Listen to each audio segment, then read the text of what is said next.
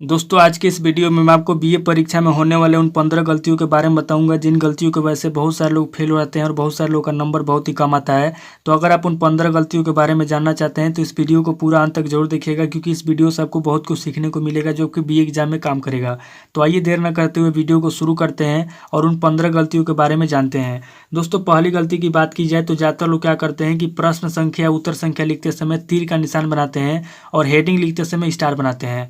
जैसे दोस्तों यहाँ पे आप देख सकते हैं, यहाँ पे दोस्तों प्रश्न संख्या लिखा गया है और यहाँ पे दोस्तों प्रश्न संख्या लिखने के बाद यहाँ पे दोस्तों बीच में तीर का निशान बनाया गया है। उसी तरीके से दोस्तों अगर आप यहाँ पे देखेंगे तो यहाँ पे दोस्तों प्रश्नोत्तर संख्या लिखा गया है और प्रश्नोत्तर संख्या लिखने के बाद यहाँ पे दोस्तों बीच में तीर का निशान बनाया गया है। उसी तरीके से दोस्तों यहाँ पे उत्तर संख्या लिखा गया है और उत्तर संख्या लिखने के बाद दोस्तों यहाँ पे तीर का निशान बनाया गया है। उसी तरीके से दोस्तों अगर आप नीचे देखेंगे तो यहाँ पे दोस्तों हेडिंग लिखा गया है और यहाँ पे दोस्तों हेडिंग लिखने के बाद नीचे अंडरलाइन दिया गया है और अंडरलाइन के बीच में अगर आप देखेंगे तो यहाँ पर दोस्तों स्टार बनाया गया है। तो इस तरीके से दोस्तों अगर आप बीए एग्जाम में स्टार बनाते हैं या फिर तीर का निशान बनाते हैं तो दोस्तों एग्जामिनर द्वारा आपका नंबर वहाँ से काटा जाएगा, क्योंकि दोस्तों यहाँ पे आप बीए का पेपर दे रहे हैं, यहाँ पे आप कोई डिजाइनिंग या फैशन डिजाइनिंग का पेपर नहीं दे रहे हैं। तो इसलिए दोस्तों एग्जाम में अगर आप स्टार बनाते हैं या फिर तीर का निशान बनाते हैं तो आज के बाद मत बनिएगा, क्योंकि दोस्तों तीर का निशान बनाना या फिर स्टार बनाना ये दोनों गलत होता है। अब दोस्तों दूसरी गलती की बात की जाए, दोस्तों बीए एग्जाम में बहुत सारे लोग दूसरी गलती क्या करते हैं कि कॉपी भरने के लिए शब्दों को बहुत दूर दूर लिखते हैं।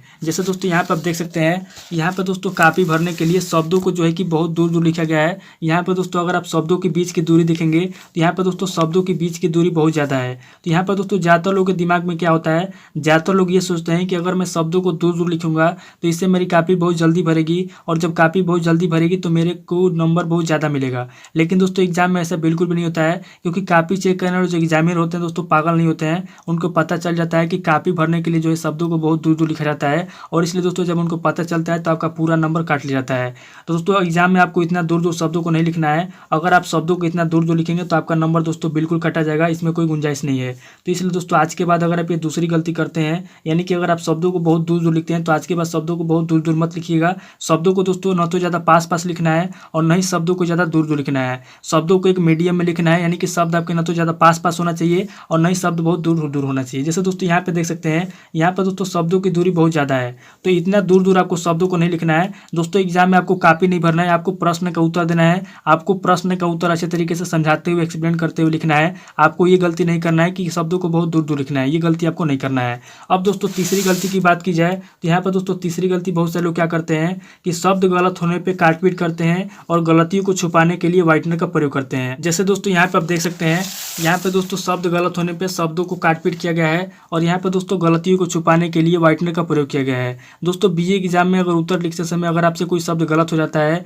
और शब्द के गलत होने पे अगर आप शब्दों को इस तरीके से काटपीट करते हैं या फिर इस तरीके से गलतियों को छुपाने के लिए अगर आप व्हाइटनर का प्रयोग करते हैं तो भी दोस्तों आपका नंबर काटा जाएगा। क्योंकि दोस्तों एग्जाम में अगर आप किसी शब्द के गलत होने पर शब्दों को काटपीट करते हैं या फिर इस तरीके से अगर आप व्हाइटनर का प्रयोग करते हैं तो दोस्तों इससे होता है क्या कि जो आपकी गलतियाँ होती है, गलती आपकी पूरी कॉपी के अंदर हाईलाइट हो जाती है, यानी कि साफ साफ दिखने लगती है कि यहाँ पे ये गलती किया गया है। और जब एग्जामिनर को ये दिखता है कि यहाँ पे गलती किया गया है तो एग्जामिनर दोस्तों आपके नंबर को काट लेता है। तो इसलिए दोस्तों अगर आपसे एग्जाम में कोई शब्द गलत हो जाता है तो आपको क्या करना है, इस शब्दों को इस तरीके से काटपीट नहीं करना है, बल्कि अगर आपसे कोई शब्द गलत हो जाता है तो आपको क्या करना है कि बीच से एक बार इस तरीके से मार कर देना है और एक बार मार करके छोड़ देना है। आपको इस तरीके से उसको काटपीट नहीं करना है, क्योंकि अगर आप इस तरीके से काटपीट करेंगे तो आपके पूरी कॉपी के अंदर हाईलाइट हो जाएगा और साफ साफ दिखने लगेगा कि यहाँ पे ये गलती किया गया है। तो आज के बाद दोस्तों एग्जाम में आपको ये गलती नहीं करना है। अगर आपसे कोई शब्द गलत हो जाता है तो आपको इस तरीके से एक बार बीच से मार्क कर देना है, या फिर आपको मार्क भी नहीं करना है। आप क्या कीजिए कि अगर आपसे कोई शब्द गलत हो जाता है तो आप शब्दों को ना तो इस तरीके से काटपीट कीजिए और न ही व्हाइटनर का प्रयोग कीजिए और न ही शब्दों को इस तरीके से छेड़छाड़ कीजिए। आप शब्दों को उसी तरीके से छोड़ दीजिए, क्योंकि एग्जामिनर के पास इतना समय नहीं होता है कि आपके एक एक शब्द को मिला करके चेक करेगा और एक एक शब्द को चेक करके जांचेगा। उसके पास बहुत कम समय होता है और कम समय पूरी कॉपी चेक करनी होती है। इसलिए दोस्तों अगर आपसे एग्जाम में कोई शब्द गलत हो जाता है तो आप उसको छोड़ दीजिए, बिल्कुल भी छेड़छाड़ मत कीजिए, क्योंकि एग्जामिनर के पास समय नहीं होता है कि आपके एक शब्द को मिला करके चेक करेगा और आपकी गलतियों को जांचेगा। तो इसलिए दोस्तों आज के बाद आपको तीसरी गलती नहीं करना है। आपको एग्जाम में न तो शब्दों को काटपीट करना है और न व्हाइटनर का प्रयोग करना है। अब दोस्तों हम लोग चौथी गलती की बात करते हैं। तो यहाँ पर दोस्तों ज़्यादातर लोग चौथी गलती क्या करते हैं दोस्तों कि उत्तर या हेडिंग लिखते समय लाइन नहीं छोड़ते हैं। दोस्तों एग्जाम में जब हम किसी प्रश्न का उत्तर लिखते हैं तो उत्तर लिखते समय हमें क्या करना होता है, लाइन छोड़ना होता है। क्योंकि दोस्तों अगर हम लाइन नहीं छोड़ेंगे तो एग्जामिनर को पता नहीं चलेगा कौन सा उत्तर कहाँ तक लिखा गया है, कौन सा उत्तर कहाँ तक नहीं लिखा गया है। जैसे दोस्तों यहाँ पे आप देख सकते हैं, यहाँ पे दोस्तों जो भी उत्तर लिखा गया है, जो भी हेडिंग लिखा गया है, यहाँ पे दोस्तों ध्यान से देखिए, यहाँ पे दोस्तों पहला हेडिंग लिखा गया है और यहाँ पे दोस्तों पहला हेडिंग लिखने के बाद यहाँ पर दोस्तों दूसरा हेडिंग यहाँ पे लिखा गया है। तो यहाँ पर दोस्तों जो पहला हेडिंग लिखा गया है, यहाँ पर दोस्तों पहला हेडिंग आपका यहाँ से लेकर के यहाँ तक लिखा गया है और यहाँ पर दोस्तों आपका पहला हेडिंग खत्म हुआ है और यहाँ पर दोस्तों आपका दूसरा हेडिंग शुरू हुआ है। लेकिन दोस्तों यहाँ पे पहले हेडिंग और दूसरे हेडिंग के बीच में कोई भी लाइन नहीं छोड़ा गया है। तो दोस्तों एग्जाम में अगर आप पहले हेडिंग और दूसरे हेडिंग के बीच में अगर आप कोई भी लाइन नहीं छोड़ते हैं तो इससे दोस्तों होगा क्या कि एग्जामिनर को ये पता नहीं चल पाएगा कौन सा हेडिंग कहाँ तक लिखा गया है और इस कंडीशन में दोस्तों उसको कॉपी चेक करने में बहुत ज़्यादा दिक्कत होगा और जब उसको ज़्यादा दिक्कत होगा तो आपका नंबर वहाँ से कटेगा। तो इसलिए दोस्तों एग्जाम में अगर आप ये गलती करते हैं, यानी कि कोई भी हेडिंग लिखने के बाद अगर आप दूसरे हेडिंग के या पहले हेडिंग के बीच में अगर आप लाइन नहीं छोड़ते हैं तो उस कंडीशन में दोस्तों आपका नंबर वहाँ से कट जाएगा। तो इसलिए दोस्तों आपको चौथी गलती भी नहीं करना है। अगर आप एग्जाम में कोई भी उत्तर लिख रहे हैं या फिर कोई भी हेडिंग लिख रहे हैं तो आपको क्या करना है, ध्यान समझ लीजिए। आपको क्या करना है दोस्तों कि अगर आप कोई भी हेडिंग लिख रहे हैं या फिर कोई भी उत्तर लिख रहे हैं तो आपको क्या करना है कि आपको लाइन अवश्य छोड़ना है। जैसे दोस्तों यहाँ पे आप देख सकते हैं, यहाँ पे दोस्तों पहला हेडिंग लिखा गया है और पहला हेडिंग दोस्तों यहाँ तक लिखा गया है। यहाँ पे दोस्तों आपका पहला हेडिंग खत्म हुआ है और यहाँ पे दोस्तों आपका दूसरा हेडिंग शुरू हुआ है और यहाँ पे दोस्तों जहाँ आपका पहला हेडिंग खत्म हुआ है और दूसरा हेडिंग जहाँ आपका शुरू हुआ है, यहाँ पे दोस्तों बीच में अगर आप देखेंगे तो बीच में दोस्तों यहाँ पे एक लाइन छोड़ा गया है। तो एग्जाम में दोस्तों आपको क्या करना है कि जहाँ आपका पहला हेडिंग खत्म होता है और जहाँ आपका दूसरा हेडिंग शुरू होता है उसके बीच में आपको कम से कम एक लाइन छोड़ना है और अधिक से अधिक आपको 2 लाइन छोड़ना है। क्योंकि दोस्तों अगर आप लाइन छोड़ेंगे तो आप ही को फायदा होगा, इससे एग्जामिनर को कॉपी चेक करने में ज़्यादा आसानी होगा और जब एग्जामिनर को आसानी होगा तो आपको नंबर ज़्यादा मिलेगा। अब दोस्तों हम लोग अगली गलती की बात करते हैं, 5वीं गलती की। तो यहाँ पर दोस्तों 5वीं गलती ज़्यादातर लोग क्या करते हैं कि जल्दी जल्दी लिखने के लिए शब्दों को लाइन के नीचे लिखते हैं। जैसे दोस्तों यहाँ पे आप देख सकते हैं, यहाँ पे दोस्तों कॉपी भरने के लिए जल्दी जल्दी लिखने के लिए यहाँ पे दोस्तों आप देखेंगे तो यहाँ पे दोस्तों कॉपी भरने के लिए शब्दों को लाइन के नीचे लिखा गया है। तो दोस्तों एग्जाम में अगर आप शब्दों को लाइन के नीचे लिखते हैं या फिर कॉपी भरने के लिए जल्दीबाजी में अगर आप शब्दों को इस तरीके से टेढ़ा लिखते हैं या फिर शब्दों को बीच में लिखते हैं अगर या फिर लाइन के नीचे लिखते हैं तो इससे दोस्तों होगा क्या कि पहले तो आपकी राइटिंग खराब होगी, उसके बाद दोस्तों देखने में भी अच्छा नहीं लगेगा और ये दोस्तों नियम के खिलाफ होता है। यानी कि ये नियम नहीं है कि आप जो है कि लाइन आपको किस लिए दिया गया है, लाइन आपको इसलिए दिया गया है ताकि आप लाइन के ऊपर इस तरीके से लाइन पे आप लिखें। लेकिन अगर आप जो है कि नियम का फॉलो नहीं करेंगे, यानी कि लाइन के अगर आप बीच में लिखेंगे या फिर लाइन के नीचे लिखेंगे या फिर इस तरीके से अगर आप लिखेंगे तो आपका नंबर अवश्य काटा जाएगा। क्योंकि दोस्तों ये नियम नहीं होता है कि आप जो है लाइन के बीच में लिखें या फिर लाइन के नीचे लिखें या फिर लाइन के ऊपर लिखें। तो एग्जाम में दोस्तों आपको 5वीं गलती भी नहीं करना है। आपको दोस्तों लाइन पे लिखना है, शब्दों को लाइन के नीचे नहीं लिखना है और ना ही आपको लाइन के बीच में लिखना है शब्दों को। बहुत सारे लोग दोस्तों ये गलती करते हैं। ज़्यादातर लोग जो है कि हमको लगता है कि 100% में जो है कि 50% लोग यही गलती करते हैं, जल्दीबाजी में या फास्ट लिखने के चक्कर में, आंसर को अच्छे तरीके से एक्सप्लेन करने के चक्कर में या फिर ज़्यादा लिखने के चक्कर में क्या करते हैं कि दोस्तों 5वीं गलती कर बैठते हैं, शब्दों को जो है कि नीचे लिखना शुरू कर देते हैं। जैसे कम से कम 3 से 4 पेज तो अच्छा लिखते हैं, 3 से 4 पेज बहुत राइटिंग में लिखते हैं, लेकिन जैसे ही 3 से 4 पेज लिख लेते हैं उसके बाद जब उनका हाथ दर्द करने लगता है तो उसके बाद क्या करते हैं कि अपने हाथ को आराम देने के लिए या फिर फास्ट लिखने के लिए यहाँ पे दोस्तों शब्दों को लाइन के नीचे लिखना शुरू कर देते हैं या फिर शब्दों को बीच में लिखना शुरू कर देते हैं। तो एग्जाम में दोस्तों अगर आप इस तरीके से लिखते हैं, यानी कि शब्दों को बीच में लिखते हैं, जैसे आप देख सकते हैं यहाँ पे शब्दों को लिखा गया है, यहाँ पे शब्दों को लाइन के नीचे लिखा गया है। तो इस तरीके से एग्जाम में अगर आप शब्दों को लाइन के नीचे लिखते हैं तो आपका नंबर काटा जाएगा, क्योंकि शब्दों को लाइन के नीचे नहीं लिखा जाता है, शब्दों को लाइन पे लिखा जाता है। लाइन आपको इसीलिए दिया गया है ताकि आप शब्दों को लाइन पे लिखें। तो आपको दोस्तों एग्जाम में 5वीं गलती भी नहीं करना है। आपको शब्दों को लाइन के बीच में नहीं लिखना है और नहीं आपको शब्दों को लाइन के नीचे लिखना है, आपको शब्दों को लाइन पर ही लिखना है। अब दोस्तों हम लोग अगली गलती की बात कीजिए, छठी गलती की। तो ज़्यादातर दोस्तों क्या करते हैं, छठी गलती ज़्यादातर लोग करते हैं कि कॉपी जल्दी भरने के लिए चौथाई ज़्यादा छोड़ते हैं। दोस्तों एग्जाम में बहुत सारे लोग ये सोचते हैं कि अगर मैं चौथाई ज़्यादा छोड़ूंगा तो चौथाई ज़्यादा छोड़ने पर हमको कम लिखना पड़ेगा और जब हमको कम लिखना पड़ेगा तो मैं बहुत ज़्यादा लिख लूँगा। लेकिन दोस्तों ऐसा बिल्कुल भी नहीं होता है, क्योंकि अगर आप चौथाई ज़्यादा छोड़ेंगे तो चौथाई ज़्यादा छोड़ने पर भी आपका नंबर कटता है, क्योंकि चौथाई छोड़ने का भी एक जो है कि नियम होता है, चौथाई छोड़ने की भी एक सीमा होती है। और अगर आप सीमा से ज़्यादा चौथाई छोड़ेंगे या फिर बहुत ज़्यादा अगर आप चौथाई छोड़ेंगे तो भी आपका नंबर कटेगा। तो दोस्तों यहाँ पे सवाल ये था कि चौथाई कितना छोड़ना चाहिए। तो दोस्तों मैं आपको बता दूँ कि आप एग्जाम में जो स्केल लेके जाते हैं, दोस्तों आप एग्जाम में जो ये स्केल लेके जाते हैं, देखिए ध्यान से, ये जो आप स्केल लेके जाते हैं तो आपको चौथाई कितना छोड़ना है ध्यान समझ लीजिए। यहाँ पे दोस्तों आपका जो स्केल होता है, स्केल की चौड़ाई का 1.5 चौड़ाई, आपको स्केल का चौड़ाई का 1.5 चौड़ाई आपको जो है कि चौथाई छोड़ना होता है। जैसे ये वाली जो पट्टी होती है, ये वाली पट्टी आपकी लंबाई होती है और ये वाली जो पट्टी होती है आपकी चौड़ाई होती है। तो आपको चौथाई कितना छोड़ना है एग्जाम में, तो आपको स्केल की चौड़ाई का 1.5 चौड़ाई नाप करके आपको चौथाई छोड़ना है। जैसे मान लीजिए कि यहाँ से लेकर के और यहाँ तक, यहाँ से और यहाँ तक आपका चौड़ाई का स्केल की चौड़ाई का एक स्केल हो गया, और इसको अगर बीच में लेंगे यहाँ पे, तो यहाँ पर दोस्तों स्केल की चौड़ाई का 1.5 चौड़ाई हो गया। तो यहाँ पर दोस्तों आप क्या करेंगे कि स्केल की चौड़ाई का 1.5 चौड़ाई नाप करके आपको यहाँ पे चौथाई छोड़ना है, इससे ज़्यादा आपको चौथाई नहीं छोड़ना है, इस बात को याद रखिएगा। आप एग्जाम में जो स्केल लेके जाते हैं, एक बार मैं आपको और बता देता हूँ, एग्जाम में जो आप स्केल लेके जाते हैं ये वाली स्केल, आपको क्या करना है कि स्केल की चौड़ाई का, ये जो स्केल है आपकी, स्केल की चौड़ाई का 1.5 चौड़ाई नाप करके, जैसे यहाँ से लेकर के, ध्यान से देखिए, यहाँ से लेकर के, यानी कि यहाँ से लेकर के यहाँ तक आपकी एक स्केल होगी चौड़ाई की, और फिर इसको बीच में लेंगे आधा पर इस तरीके से, तो यहाँ पर दोस्तों आपकी चौड़ाई की, स्केल की चौड़ाई की 1.5 चौड़ाई होगी। तो आपको क्या करना है कि एग्जाम में स्केल की चौड़ाई की 1.5 चौड़ाई नाप करके आपको चौथाई छोड़ना है, इससे ज़्यादा आपको चौथाई नहीं छोड़ना है। अगर आप हद से ज़्यादा चौथाई छोड़ेंगे या फिर एक सीमा से अधिक चौथाई छोड़ेंगे तो भी आपका नंबर कटेगा। तो इस गलती को आपको नहीं करना है। आपको याद रखना है कि आपका जो स्केल होता है, स्केल की चौड़ाई का 1.5 चौड़ाई नाप करके, आपको स्केल की चौड़ाई का 1.5 चौड़ाई नाप करके आपको चौथाई छोड़ना है, इससे ज़्यादा आपको चौथाई नहीं छोड़ना है। अब दोस्तों अगली गलती की बात की जो ज़्यादातर लोग करते हैं, तो दोस्तों ज़्यादातर लोग क्या करते हैं कि कापी भरने के लिए शब्दों को बड़ा बड़ा लिखते हैं, यानी कि कापी भरने के लिए शब्दों को बहुत बड़ा बड़ा लिखते हैं। और ये दोस्तों इसलिए करते हैं क्योंकि उनको ये लगता है कि अगर मैं शब्दों को बड़ा बड़ा लिखूंगा तो कापी बहुत जल्दी भरेगा, और अगर कापी जल्दी भरेगा तो मेरे को ज़्यादा नंबर मिलेगा। लेकिन ऐसा बिल्कुल भी नहीं होता है, क्योंकि एग्जामिनर को पता चल जाता है कि कापी भरने के लिए बड़ा बड़ा लिखा गया है और आपके पूरे नंबर को काट लेता है। जैसे दोस्तों यहाँ पे आप देख सकते हैं, यहाँ पर दोस्तों आप 8वीं गलती को देख सकते हैं, यहाँ पर दोस्तों शब्दों को जो है कि बहुत बड़ा बड़ा लिखा गया है। तो दोस्तों एग्जाम में आपको शब्दों को ना तो ज़्यादा बड़ा बड़ा लिखना है और नहीं आपको शब्दों को ज़्यादा छोटा छोटा लिखना है। शब्दों को आपको मीडियम में लिखना है, शब्द ना तो ज़्यादा बड़ा बड़ा लिखना है और नहीं ज़्यादा छोटा छोटा लिखना है। क्योंकि अगर आप शब्दों को ज़्यादा बड़ा बड़ा लिखेंगे तभी नंबर कटेगा, अगर आप शब्दों को ज़्यादा छोटा छोटा लिखेंगे तभी आपका नंबर कटेगा।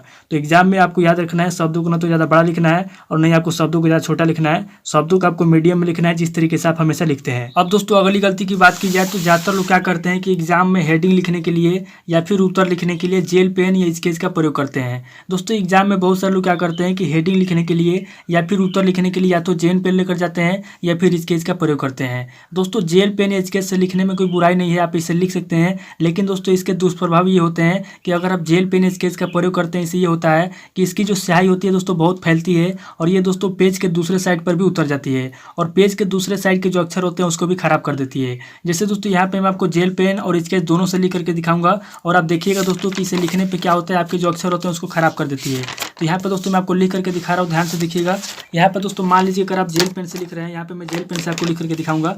यहाँ पे दोस्तों मान लीजिए कि आपने जेल पेन लिया और जेल पेन से अगर आप इस पे कुछ भी लिखेंगे, जैसे यहाँ पे आप कुछ भी लिख रहे हैं अगर, तो यहाँ पे दोस्तों आप पेज के इस साइड पे जो भी लिखेंगे, जो भी आप अक्षर लिखेंगे, तो इससे क्या होगा, आपके जो शब्द हैं पेज के दूसरे साइड पर भी इसकी जो स्याही है उतर जाती है। जैसे यहाँ पे आप देखिए, यहाँ पे दोस्तों पेज के उस साइड पे आपने लिखा और यहाँ पे दोस्तों इसकी स्याही उतर गई है। तो इसलिए दोस्तों अगर आप एग्जाम में जेल पेन का यूज़ करते हैं या फिर स्केच का यूज़ करते हैं, अगर आप स्केच का भी यूज़ करते हैं, देख लीजिए, अगर आप स्केच का भी यूज़ करते हैं तो इससे भी आप पेज के इस साइड पे जो कुछ भी लिखते हैं पेज के दूसरे साइड पे उतर जाते हैं। देखिए इधर दोस्तों इसकी स्याही उतर जाएगी। तो इसलिए दोस्तों आपको क्या करना है कि एग्जाम में ना तो जेल पेन का यूज़ करना है और ना ही आपको किसी प्रकार के ऐसे पेन का यूज़ करना है जिससे लिखने पर उसकी स्याही पेज के दूसरे साइड पर उतरे और दूसरे साइड के अक्षर को खराब करे। आपको जेल पेन या फिर स्केच का बिल्कुल भी प्रयोग नहीं करना है। दोस्तों आज के डेट में मार्केट में ऐसे बहुत सारे पेन आ चुके हैं जिससे आप लिखेंगे तो उसकी स्याही दूसरे साइड नहीं उतरेगी और ना ही उसकी स्याही फैलेगी। तो आप उन पेन का यूज़ कीजिए, बाल पेन का यूज़ कीजिए, अच्छा रहेगा। अब दोस्तों अगली गलती की बात की जाए, दोस्तों एग्जाम में ज़्यादातर लोग क्या करते हैं कि शब्दों के ऊपर की लाइनिंग सीधा नहीं खींचते हैं। दोस्तों बहुत सारे लोग क्या करते हैं कि शब्दों के ऊपर की जो लाइनिंग होती है, शब्दों की लाइनिंग ऊपर जो है सीधा नहीं खींचते हैं। जैसे दोस्तों यहाँ पे मैं आपको दिखा रहा हूँ, ध्यान से देखिए। एग्जाम में दोस्तों बहुत सारे लोग क्या करते हैं कि जल्दबाजी में लिखने के लिए ये ऊपर की जो लाइनिंग होती है, ध्यान से देखिए, ऊपर की जो लाइनिंग होती है दोस्तों, ऊपर की लाइनिंग सीधा नहीं खींचते हैं। और लाइनिंग सीधा ना खींचने की वजह से होता है क्या कि जो आपकी राइटिंग होती है, राइटिंग बहुत बेकार हो जाती है, देखने में भद्दा लगता है और जो कॉपी चेक करने वाले एग्जामिनर होते हैं उनको भी अच्छा नहीं लगता है। तो इसलिए दोस्तों अगर आप जो भी शब्द लिख रहे हैं, अगर आपके शब्द के ऊपर की जो लाइनिंग है, अगर आपके शब्द के ऊपर की लाइनिंग टेढ़ा मेढ़ा है या फिर सीधा नहीं खींचा गया है, तो इससे दोस्तों आपकी राइटिंग खराब होगी और इसलिए दोस्तों आपको नंबर जो है कि ज़्यादा नहीं मिलेगा, आपका नंबर काटा जाएगा। तो इसलिए दोस्तों एग्जाम में आप अगली गलती को मत कीजिएगा, यानी कि अगर आप शब्द के ऊपर की लाइनिंग सीधा नहीं खींचते हैं तो शब्दों के ऊपर की लाइनिंग सीधा कीजिए और शब्दों को टेढ़ा मेढ़ा मत कीजिए, शब्दों को सीधा रखिए और अच्छे राइटिंग में लिखिए। अब दोस्तों अगली गलती की बात की जाए तो ज़्यादातर लोग क्या करते हैं कि लॉन्ग क्वेश्चन के आंसर 1.5 से 2 पेज में लिखते हैं। दोस्तों अगर मान लीजिए कि अगर आप लॉन्ग क्वेश्चन के आंसर, ध्यान से समझ लीजिए, अगर मान लीजिए कि अगर आप लॉन्ग क्वेश्चन के आंसर केवल 1.5 से 2 पेज में ही लिखेंगे तो इससे दोस्तों आपको ज़्यादा नंबर मिलने वाला नहीं है, क्योंकि दोस्तों जो लॉन्ग क्वेश्चन होता है उसका आंसर हमें 500 शब्दों में लिखना होता है। यानी कि लॉन्ग क्वेश्चन के आंसर हमको 500 शब्दों में लिखना होता है और 500 शब्द आपके तभी आएंगे जब आप या तो आप 3 पेज में लिखेंगे या फिर मीडियम अगर आप लिख रहे हैं तो 3.5 पेज में लिखेंगे या फिर अगर आप ज़्यादा लिख रहे हैं तो 4 पेज में लिखेंगे। यानी कि जो लॉन्ग क्वेश्चन होता है, लॉन्ग क्वेश्चन के आंसर आपको कम से कम 3 पेज में लिखना है, मीडियम में आपको 3.5 पेज में लिखना है और अधिक से अधिक आपको 4 पेज में लिखना है। अगर आप लॉन्ग क्वेश्चन के आंसर केवल 1.5 पेज में लिखेंगे या फिर केवल 2 पेज में लिखेंगे तो इससे दोस्तों एग्जामिनर आपका नंबर अवश्य कटेगा, क्योंकि यहाँ पे आपको एक बात अवश्य ध्यान देना चाहिए। यहाँ पर दोस्तों जो लॉन्ग क्वेश्चन होता है, लॉन्ग क्वेश्चन के आंसर आपको 500 शब्दों में लिखना होता है और 500 शब्द दोस्तों न तो 1.5 पेज में आएंगे और न ही 2 पेज में आएंगे। इसलिए दोस्तों 10वीं गलती को याद रखना है आपको। एग्जाम में दोस्तों आपको जो लॉन्ग क्वेश्चन होता है उसका आंसर आपको कम से कम 3 पेज में लिखना है। मीडियम अगर आप लिख रहे हैं तो कम से कम 3.5 पेज में लिखिए और आपको अधिक से अधिक लिखना है तो आप 4 पेज में लिखिए। कम से कम आपको 3 पेज लिखना है। लॉन्ग क्वेश्चन के आंसर आपको 3 पेज से कम नहीं लिखना है, इस बात को याद रखिएगा। अब दोस्तों अगली गलती की बात कीजिए, ग्रह गलती की बात की जाए, यहाँ पर दोस्तों बहुत सारे लोग क्या करते हैं कि नए पेन से डायरेक्ट पेपर में लिखते हैं। तो अगर आप नए पेन से डायरेक्ट पेपर में लिखेंगे तो इससे दोस्तों आपकी राइटिंग खराब हो जाएगी, क्योंकि जो नया पेन होता है दोस्तों बहुत पतला चलता है और नए पेन से दोस्तों लिखने पे ज़्यादा फास्ट भी नहीं लिखा जाता है। इसलिए दोस्तों अगर आप मार्केट से कोई नया पेन खरीद के ला रहे हैं तो आपको क्या करना है कि नए पेन से सबसे पहले घर पे 1 से 2 पेज लिख लेना है। उसके बाद जब आपका पेन सही चलने लगे तब आपको पेन को पेपर में लेके जाना है और तब जाके उस पेन से आपको पेपर में लिखना है। लेकिन दोस्तों डायरेक्ट आपको नए पेन से पेपर में कभी नहीं लिखना है, क्योंकि जो नया पेन होता है दोस्तों उसकी स्याही बहुत पतली होती है और दोस्तों लिखना भी उससे बहुत फास्ट नहीं लिख पाते हैं आप। इसलिए दोस्तों याद रखिएगा नए पेन से आपको डायरेक्ट पेपर में नहीं लिखना है। अब दोस्तों अगली गलती की बात की जाए तो ज़्यादातर लोग क्या करते हैं कि दीर्घ उत्तरीय प्रश्न और लघु उत्तरीय प्रश्न को एक जैसा लिखते हैं। दोस्तों एग्जाम में बहुत सारे लोग क्या करते हैं कि जो दीर्घ उत्तरीय प्रश्न होता है और जो लघु उत्तरीय प्रश्न होता है दोनों प्रश्नों का उत्तर सेम लिखते हैं। यानी कि अगर दीर्घ उत्तरीय प्रश्न का उत्तर अगर वो 3 पेज में लिखते हैं तो लघु उत्तरीय प्रश्न का उत्तर भी 3 पेज में लिखते हैं। इससे दोस्तों होता है क्या कि जो कॉपी चेक करने वाले एग्जामिनर होते हैं वो दोस्तों कंफ्यूज हो जाते हैं कि कौन लघु उत्तरीय प्रश्न है और कौन दीर्घ उत्तरीय प्रश्न है। तो इसलिए दोस्तों आप 13वीं गलती की याद रखिएगा। अगर आप दीर्घ उत्तरीय प्रश्न और लघु उत्तरीय प्रश्नों को एक जैसा लिखेंगे तो आपका दोस्तों नंबर काटा जाएगा। इसलिए दोस्तों हमेशा याद रखिएगा कि जो दीर्घ उत्तरीय प्रश्न होता है उसका उत्तर दोस्तों आपको 3 से 3.5 पेज में 4 पेज में लिखना है और जो लघु उत्तरीय प्रश्न होता है उसका उत्तर आपको 1.5 से 2 पेज में लिखना है, इससे ज़्यादा आपको नहीं लिखना है। और कभी भी आपको दीर्घ उत्तरीय प्रश्न और लघु उत्तरीय प्रश्न दोनों को सेम नहीं लिखना है, यानी कि दोनों का उत्तर सेम कभी भी नहीं लिखना है, क्योंकि अगर आप दोनों का उत्तर सेम लिखेंगे तो एग्जामिनर दोस्तों आपका नंबर अवश्य कटेगा। अब दोस्तों अगली गलती की बात की जाए तो ज़्यादातर लोग क्या करते हैं दोस्तों ध्यान से समझिए। अगली गलती की बात की जाए दोस्तों 14वीं गलती की, तो ज़्यादातर लोग क्या करते हैं कि क्वेश्चन पेपर में दिए गए निर्देशों को पढ़े बिना ही प्रश्न का उत्तर लिखना शुरू कर देते हैं। दोस्तों एग्जाम में बहुत सारे लोग ये गलती करते हैं। जैसे ही उनको क्वेश्चन पेपर मिलता है न तो क्वेश्चन पेपर में निर्देश को पढ़ते हैं और न उसमें बताए गए कंडीशन को अप्लाई करते हैं, डायरेक्ट दोस्तों प्रश्न का उत्तर लिखना शुरू कर देते हैं। और इससे दोस्तों होता है क्या कि मान लीजिए कि अगर उनको 5 क्वेश्चन का लिखने के लिए निर्देश दिया गया है, मान लीजिए कि अगर उनको 5 क्वेश्चन करना था और उन्होंने जल्दीबाजी में 5 क्वेश्चन के बजाय उन्होंने 10 क्वेश्चन कर दिया, या फिर मान लीजिए कि उनको 3 क्वेश्चन करने का निर्देश था और उन लोगों ने जल्दीबाजी में 3 क्वेश्चन के बजाय 4 क्वेश्चन कर दिया, 5 क्वेश्चन कर दिया, तो इससे दोस्तों एक तो उनका समय जाएगा, दूसरा उनका नंबर कटेगा। तो इसलिए दोस्तों आपको क्या करना है कि क्वेश्चन पेपर जैसे ही मिलता है आपको तुरंत उसका आंसर नहीं लिखना है। आपको सबसे पहले क्वेश्चन पेपर में दिए गए निर्देशों को पढ़ना है और निर्देशों को पढ़ने के बाद ही उसका आंसर लिखना है और ध्यानपूर्वक देख करके समझ करके ही उसका आंसर लिखना है। तो कभी भी दोस्तों क्या कीजिए, जब भी आपको क्वेश्चन पेपर मिले सबसे पहले क्वेश्चन पेपर में दिए गए निर्देशों को पढ़िए। और दोस्तों जो भी आपका खंड होता है, जैसे मान लीजिए कि आपका खंड अ होता है तो खंड अ, खंड ब और खंड स, आपका 3 खंड होता है, तो तीनों खंडों में दोस्तों निर्देश दिया होता है। ध्यान दीजिएगा, तीनों खंडों में आपका निर्देश दिया होता है। तो आपको क्या करना है कि खंड अ के निर्देश को भी पढ़ना है, खंड ब के निर्देश को भी पढ़ना है और खंड स के निर्देश को भी पढ़ना है। तीनों खंडों के निर्देशों को पढ़ना है और तीनों खंडों के निर्देशों को पढ़ने के बाद ही आपको उस क्वेश्चन का आंसर लिखना है। अन्यथा अगर आप निर्देशों को पढ़े भी ना अगर उस प्रश्न का उत्तर लिखेंगे तो आपका दोस्तों अवश्य नंबर कटेगा। अब दोस्तों अगली गलती की बात कीजिए, लास्ट गलती की बात कीजिए, 15वीं गलती की। तो दोस्तों बहुत सारे लोग क्या करते हैं कि प्रश्न का उत्तर पता ना होने पे प्रश्न को छोड़ देते हैं। दोस्तों बहुत सारे लोग क्या करते हैं कि एग्जाम में अगर उन्हें कोई किसी प्रश्न का उत्तर पता नहीं होता है या फिर कोई प्रश्न समझ में नहीं आता है तो क्या करते हैं, उस प्रश्न को छोड़ देते हैं। दोस्तों एग्जाम में अगर आपको किसी प्रश्न का उत्तर नहीं आता है या फिर अगर आपको प्रश्न समझ में नहीं आता है और अगर आप उस प्रश्न का उत्तर अगर आप नहीं लिखते हैं, उस प्रश्न को छोड़ देते हैं, तो अगर आप उस प्रश्न को छोड़ देंगे तो आपको क्या मिलेगा, आपको दोस्तों केवल 0 नंबर मिलेगा। लेकिन मान लीजिए कि अगर आप उस प्रश्न का उत्तर प्रश्न के अनुसार बना बना बना के या फिर प्रश्न से संबंधित अगर आप उसके अंदर कुछ भी लिख देंगे। मान लीजिए अगर लॉन्ग क्वेश्चन है, मैं लॉन्ग क्वेश्चन की बात कर रहा हूँ, मान लीजिए अगर लॉन्ग क्वेश्चन है और लॉन्ग क्वेश्चन के आंसर मान लीजिए कि अगर आपका 15 नंबर का क्वेश्चन है और मान लीजिए अगर आप क्वेश्चन को छोड़ देंगे तो आपको 0 नंबर मिलेगा। लेकिन अगर आप क्वेश्चन के आंसर अगर आप 2 से 3 पेज में भी लिख देंगे और बना बना के कुछ भी लिखेंगे और 15 नंबर का क्वेश्चन है, अगर आपको 15 नंबर नहीं मिलेगा, अगर आपको 15 में से केवल 5 नंबर मिल गया तो भी दोस्तों आपको पासिंग नंबर मिलेगा, जो कि बहुत ही बड़ी बात है।